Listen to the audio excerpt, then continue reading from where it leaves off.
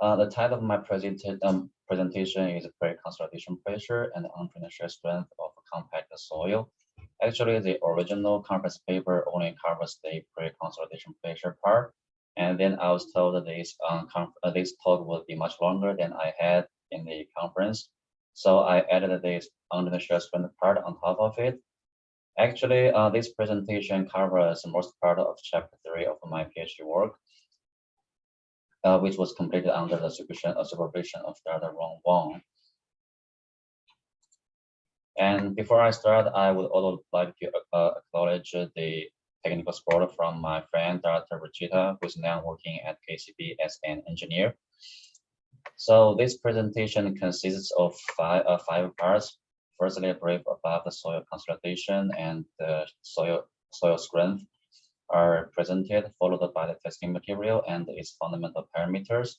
Then the constant rate of strain consolidation test and the confined undrained triaxial component test results are presented sequentially.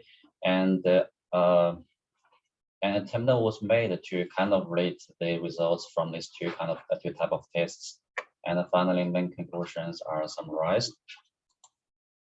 So soil compaction is a common practice in engineering projects to improve soil strength.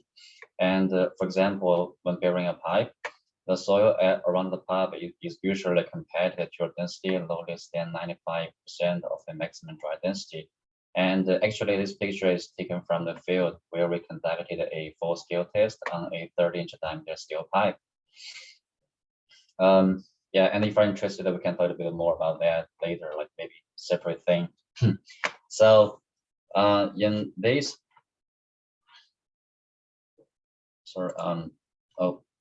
so this diagram shows the mechanism of soil compaction. So after these two diagrams shows like before and after soil compaction. The procedure of soil compaction is really is actually like a process of reducing the soil water volume and reorganizing soil particles such that the microscopic soil strength can be improved.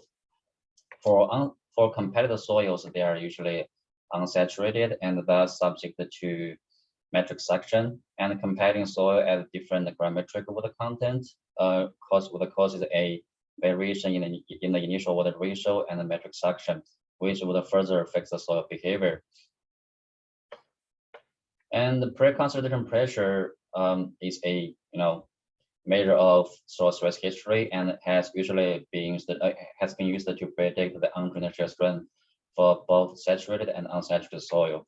It's usually determined via standard 1D consolidation test by applying incremental vertical load. The parameters determined are the preconsolidation pressure, the compression, and swelling indices. The advantage of conducting this type of test is you have a good control of the pore pressure. However, it usually takes a long time.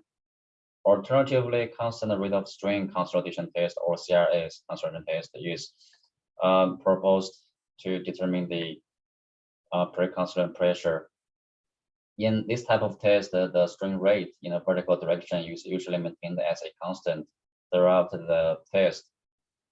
However, the biggest challenge of getting a reliable results from this kind of test is coming from the pore pressure build up. Therefore, the strain rate should be selected properly. This type of test has been used to determine the preconsolidation pressure for saturated soil. For unsaturated soil, it's usually conducted with a suction control, which may not be a good representative of soil behavior in the field. So maybe we're just thinking like, why not just conduct tests with constant water content? And that's kind of one of the things we did in this presentation. Soil shear strength is important for engineering design and simulation. For saturated soil, is expressed as a linear equation of the effective stress postulated by Zargi. For unsaturated soil, is more complicated because of the soil matric suction. And in 1959, Bishop proposed this kind of equation to express the extend the principle of the effective stress principle for unsaturated soil. And he also expressed the shear strength as a linear function of this single stress state parameter. Then 2 decades later, Ferdinand et al. They stated that the two stress state variable, either the normal stress and the matric section, forms the most fundamental basis for unsaturated soil mechanics. And they expressed the soil stress as a soil strength as a linear function of both the net normal stress and the shear strength. And this plot shows the diagram of the shear strength contour in the net normal stress matric section and the shear strength space. You can see like is a linear function of both the normal stress and the matric section, but the frictional angles are different. So in fact, actually, like the shear strength is not actually follows a linear relationship with respect to the matric section, and especially when you are going into the residual matric section part, in which the dilation plays a very important role in the shear strength. In 1974, Ladd and Foot, they proposed the so-called Shanset method to empirically predict the undrained shear strength as a function of overconsolidation ratio. And later in 1984, Roth from the Oxford University, he mathematically derived this undrained shear strength ratio equation based on the critical state soil mechanics. So this diagram shows the procedure to derive this equation. So initially the soil is isotropically consolidated to the point C, and before you conduct a trial test, you apply a confining pressure, isotropic confining pressure, bring the soil stress state to point R, and then it's just the undrained, right? So it's just the follow a horizontal line and touches the critical state line, and then in this V log P plot, he just trying to play tricks with those like similar triangle, and then he derived this equation, and where this S sub U is the undrained shear strength, and the P R prime is the isotropic confining pressure applied. The capital M is the slope of the CSL critical state line, and the capital R is the preconsolidation ratio, and the small r is a constant and equals to 2 when you are using modified Cham-Clay model. And this wedge is so-called plastic volumetric string ratio, and it's expressed as this form. So for competitive soil, we know it's unsaturated, and the problem remains is that how this water content and matric section would affect the pre-constant pressure and undrained shear strength. And is CyGS test still applicable to predict the pre-constant pressure for unsaturated soil? And is there still some relation between the pre-consolidation pressure and the undrained strength for competitive soil? So now we're going to the basic fundamental parameters for the tested soil.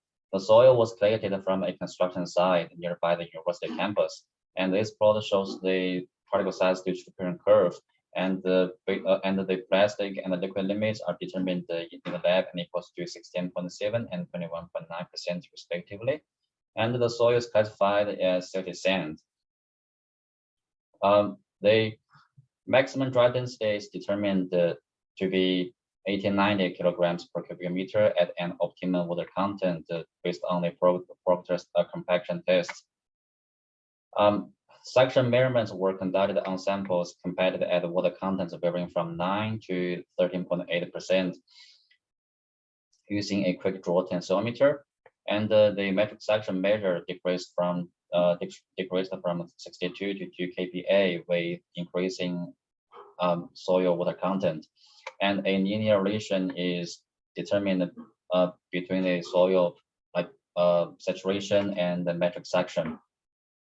And this equation will be used later to evaluate the metric section reduction during the CyGS consolidation test. To investigate the water content on the pre-consolidation pressure, unsaturated samples were compared at water contents varying from 9 to 15% to cover both the dry and wet sides of the optimum soil water content. As explained above, for the when conducting a CyGS test, one of the challenges from the pore pressure build up. So here we apply two different methods. The first one is the electrical solution derived by Lee in 1981. Based on this equation, the strain rate R is a function of the consolidation coefficient, the initial thickness of the sample, and a dimensionless parameter beta. And he states like when using a beta in a range of 0.1 to 0.2, you should get a conservative prediction of the strain rate. And here we performed a standard 1D consolidation test at a sample compared at the water contents of 13.5%. And based on the derived consolidation coefficient, we calculated the rate of 2.4% per hour when using a very low beta value. This value is even lower for he proposed, because our case like is unsaturated, and this equation is initially derived for saturated soils. And secondly, we conducted an isotech type of CyGS test. We conducted this test on a sample compared at the water content of 9%. This is because the consolidation coefficient decreases with the decreasing water content.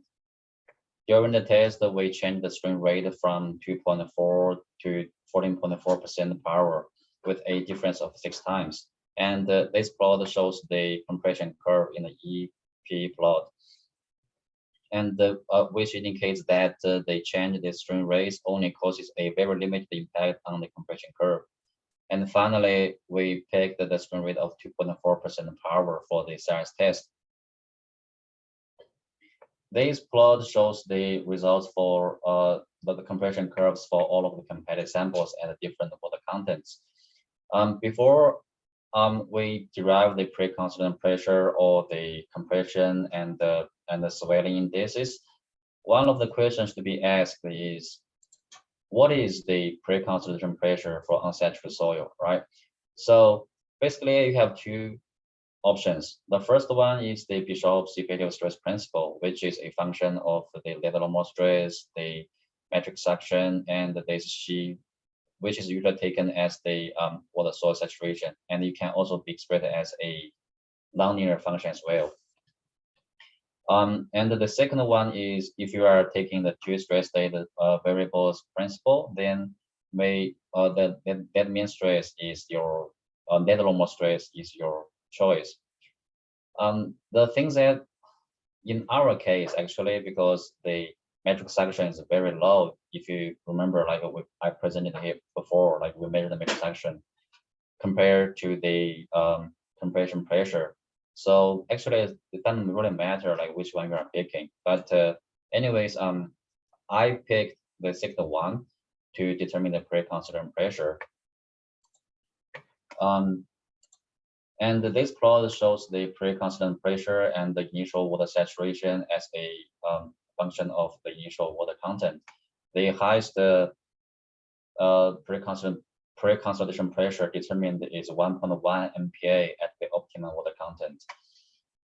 And the compression index is kind of independent of the water content. However, the compression index is higher at the dry side compared to that at the wet side, which is contrary to that assumed by Alonso. Like they proposed the elastoplastic stress strain behavior for unsaturated soil.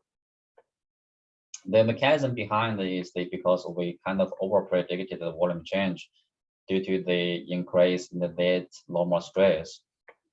I explained that like in the next slide also. So before I explain the volume change due to the suction reduction, I have to give a brief about the basic Barcelona model or BBM model. This model is proposed, just like I said, to predict the stress strain behavior of unsaturated soil.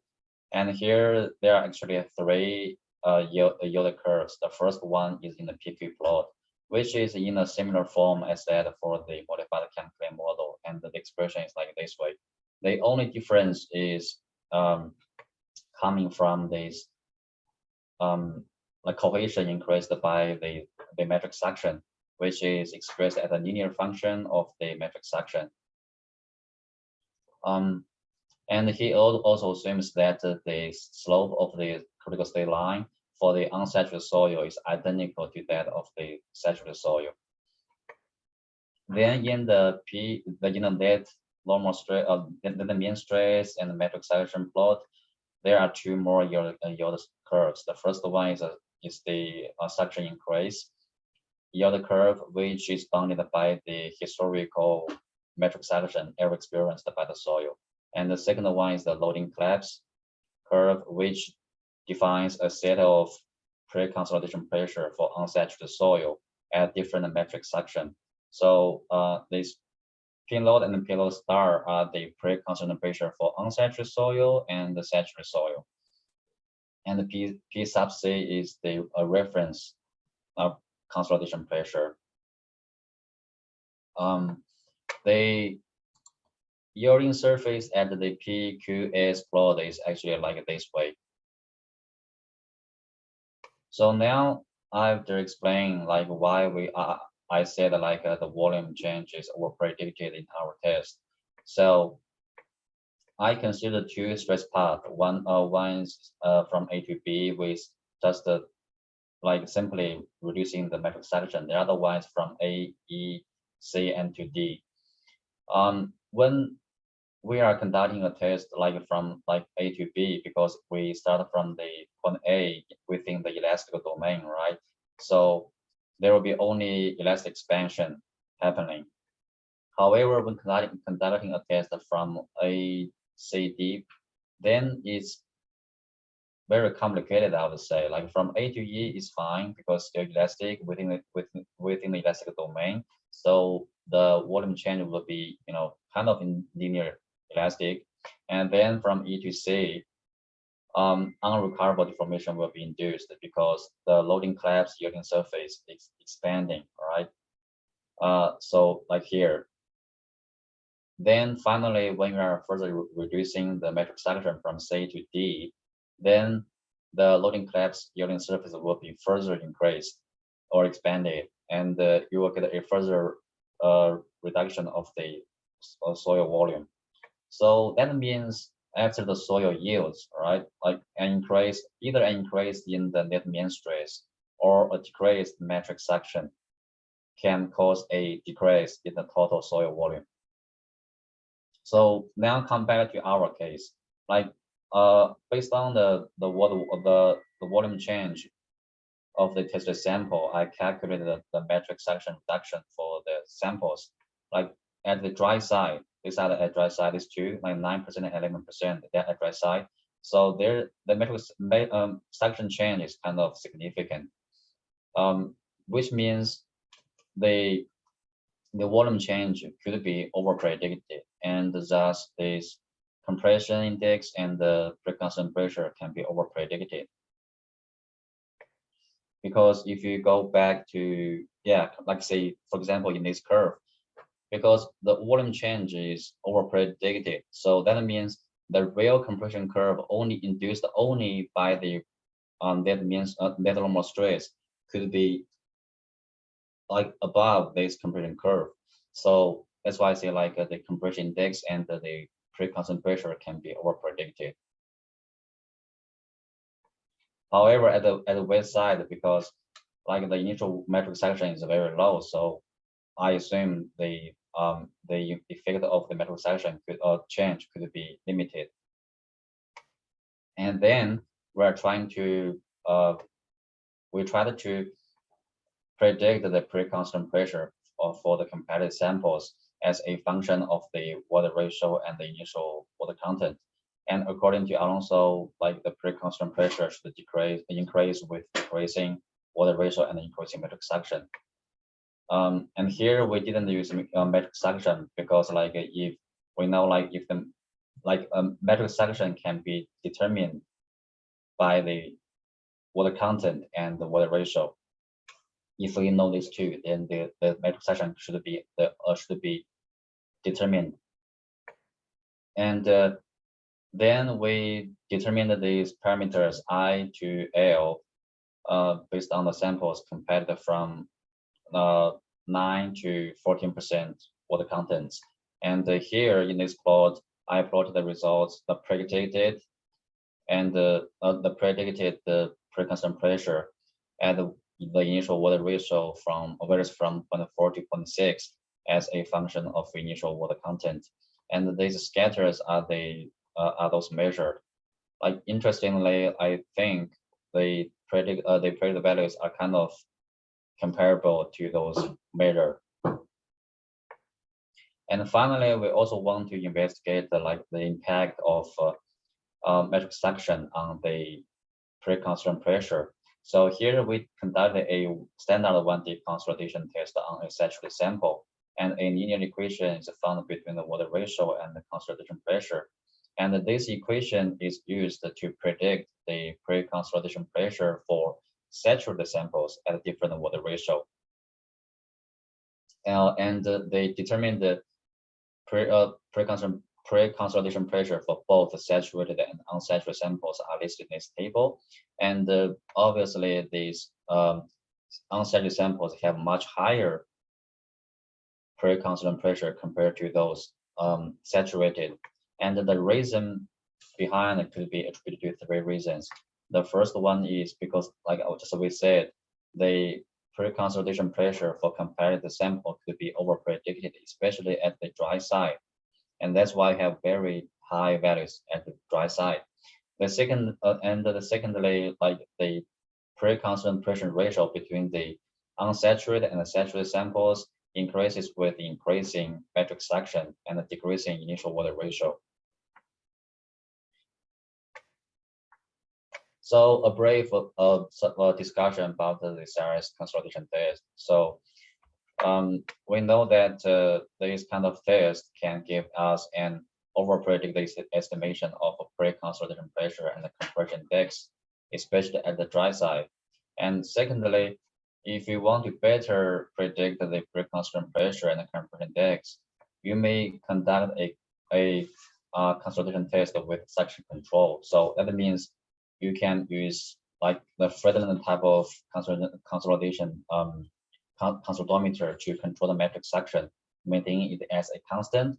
And then when you are doing the consolidation test, you may follow a straight line in this way. And further, you can even investigate like, okay, now I decrease the matric suction from here until I touch the consolidation curve for the saturated sample. Then you can have a better idea of how much the volume changes, right? And then confined undrained triaxial compression test was conducted on samples compared at the water contents varying from 9 to 16.5%. The confining pressure applied varies from 10 to 100 kPa.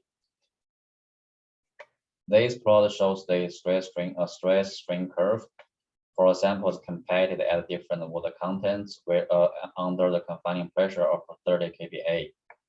Obviously, the peak deviatoric stress decreases with increasing water content, and also the stress strain curve trends from brittle to ductile type with increasing water content.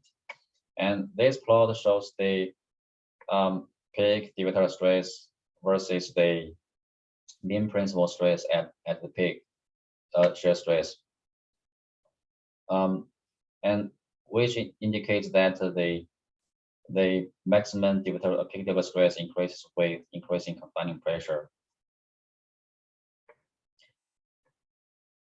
These pictures were taken after the triaxial test for samples compacted at 16.5% under different confining pressures. Interestingly, the failure mode changes from tensile crack to a hybrid mode, like because here you have both vertical and the kind of shear here, and for when you are applying the highest confining pressure, then mostly it's dominated by shear. And I also summarized like the failure mode for all of the test samples, 24 samples actually. So it seems that the failure mode is independent of the water contents, but it's more like decided by the confining pressure you are applying. So at the low confining pressure, it's always fail like by tensile cracking. And then when the confining pressure in the middle range, like 30 and 50 kPa, then it fails by hybrid mode. And at the highest the confining pressure, it's always fail by sharing.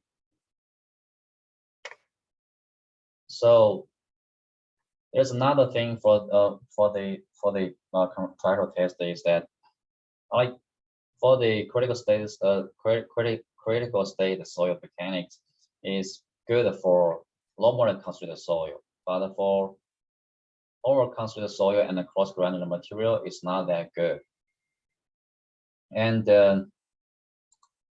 then like Worsley, he conducted a lot of tests, the CD test, like consolidated drain test on saturated samples, and he found this so-called positive surface, which is kind of straight line. And also because for unsaturated soil, you may have a cohesion, and then which could convert to this tensile limited surface. And at the right side, we also have a Roscoe surface. So this is kind of a model we proposed for to explain our data actually. The one thing should be noted is that like these two limiting surfaces, they are not yielding really like yielding surface. I've seen people like calling them as like a positive yielding surface. Actually, I don't think so, because like if you are yielding surface, that means like when you hit this, like say you hit it at the E prime point, then the yielding surface should expand or evolve. However, when you touch this one, you don't expand the yielding surface. But this limiting surface just means like at this side, above this line, it's like impossible to reach. So in our case, because for all the tested samples at different water contents, it seems they are all overconsolidated, right? So it seems the sample should either, like when we conduct a trial test, it should either start from point D, like within this tensile limit or the water surface range. However, based on the strain curve, it seems like it's most probably it starts from point E, because like the strain curve doesn't show a significant drop, like the vertical drop. So we assume that the during the shear, the test starts from point E, and we also made like two more assumptions. The first one is like the volumetric strain is limited during the undrained confined compression test, which means the net mean stress and the metric suction should be relatively, like if they are changing, should be relatively low. And this guy they published a paper and measured the volumetric strain. It seems like the volume change is limited, like within, I think if I remember correctly, I think it should be within 3%. And also we also assume that the soil behavior is elastic with before like touching this limiting surface. And then we summarize the stress plot. Then we, after you touch this limiting surface, there could be different stress paths depending on how the stress is redistributed within the sample. So like I said, from E to E prime, the soil behaves elastically. So in the stress strain curve is kind of straight line. And then after that, the behavior could be difficult to predict because it could be different, like they're just kind of unpredictable, kind of. I shouldn't say that, but kind of like, and then I listed 3 possible pathways based on our test here. The first one is after touching point E prime, it could go down toward the point to point T and fail by tensile cracking. Or the second one, after you touch the D prime, it will go upward and until you touch the critical state line. Or the third one is more tricky, it's going down and then up again. So the stress path in the stress strain curve will be, if you are following path 1, then we know the deep stress is decreasing. So after peak, it decreases. And for stress path 2, is all after touching E prime, it goes up. So the deep stress increases. Then I summarized the stress path for all of the test samples at different water contents and the confining pressure. It seems like at the low confining pressure and the low water or low soil water content, the stress path is number 1. So that means it fails by tensile failure. And then at the relatively low water content and like when the confining pressure applies, it's like from 30 to 100 kPa. The stress path is like number 3. For the samples compared at the high water contents, it's always follow stress path 2. So it's like a ductile. And then finally, we are trying to relate the pre-consolidation test results with the triaxial component test results. So based on the model I presented in the last slides, the peak deviated stress can be expressed as a function of the pre-constant pressure and this cohesion thing or tensile limit, and a slope of this positive surface and the critical state line. And if we normalize that with respect to the confining pressure, it can be expressed as a linear function of the pre-consolidation pressure divided by the sigma 3 and the tensile limit divided by the confining pressure as well. So it seems if we assume that the this P sub S is very limited compared to the confining pressure, then it's just can be further like simplified into this form. And then we plotted the relation of this sigma 3 normalized under the cell strength with respect to the sigma 3 normalized pre-constant pressure in this plot. It seems all of them follows a linear relation with I think the lowest square of determination is 0.98. And I also listed the slope and the intersection of this this linear regression lines, and it seems that both the slope and the intersection decrease it with increasing soil water content. The mechanism behind is like if the slope increases, then somehow it means the cohesion is increasing. So that kind of explains why at the dry side we have a higher intersection. Like if the intersection increases, like the section is higher. For the slope, this is more complicated. It's more likely to be affected by the pore water and pore air pressure induced within the sample during the undrained test. So the main conclusions of this study would be they determine the pre-constant pressure increases initially with water content up to the optimum and followed by decrease.